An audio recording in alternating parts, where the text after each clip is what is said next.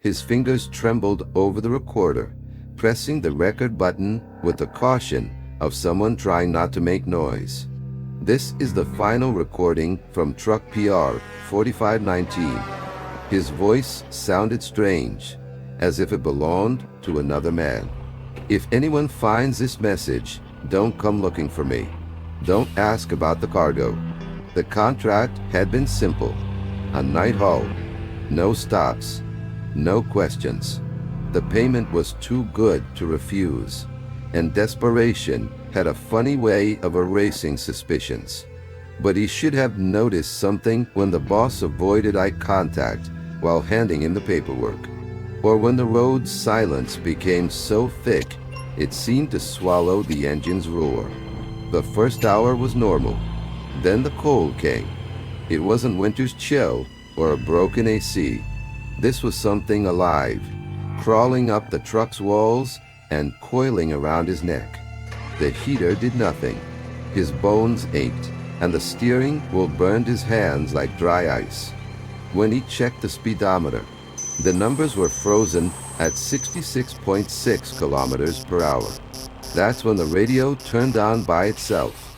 First just static, that white noise that slices through nerves like a dull knife. Then a voice. Can you hear us? It didn't come from the speakers, but from somewhere behind him, as if someone was leaning over the back seat, breathing in his ear. He turned. The passenger seat was empty, but for an instant, a blink, he swore he saw a silhouette sitting there, arms crossed, head slightly tilted like a patient passenger waiting for their destination. When he looked again, there was only a damp stain on the upholstery, dripping as if the seat itself was sweating. The knocking started soon after. Tonk, tonk, tonk. It came from the cargo hold, rhythmic, deliberate, like someone inside was tapping their knuckles against the metal. He pressed the accelerator, but the sound only grew louder, more insistent, until it merged with the beating of his own heart. Don't stop. Don't open it. Don't look. But he stopped. The fog that poured out when he released the latch wasn't vapor. It was solid cold, a pale smoke that scratched his throat and turned his lips blue. And there they were, stacked like sandbags, limbs tangled in a frozen embrace. Dozens of bodies, pale, intact, all with their eyes open. Some looked frightened, others surprised. A few even smiled, as if they'd seen something beautiful in their final moments. But it was the one at the front that made him scream.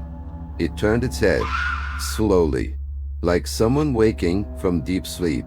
Then it smiled, not a grin of relief or madness, but the smile of an old friend who'd finally found him after all this time. We've been waiting for you. The voice didn't come from the corpse. It came from inside him. Now, as the recorder captures his final breaths, he understands. The truck was never a vehicle. It was a ritual. And he wasn't the driver, he was the sacrifice. The recording ends with a metallic creak, the sound of the passenger door opening by itself. Then one last whisper, so quiet it might have been imagined. Get in. We'll take you home.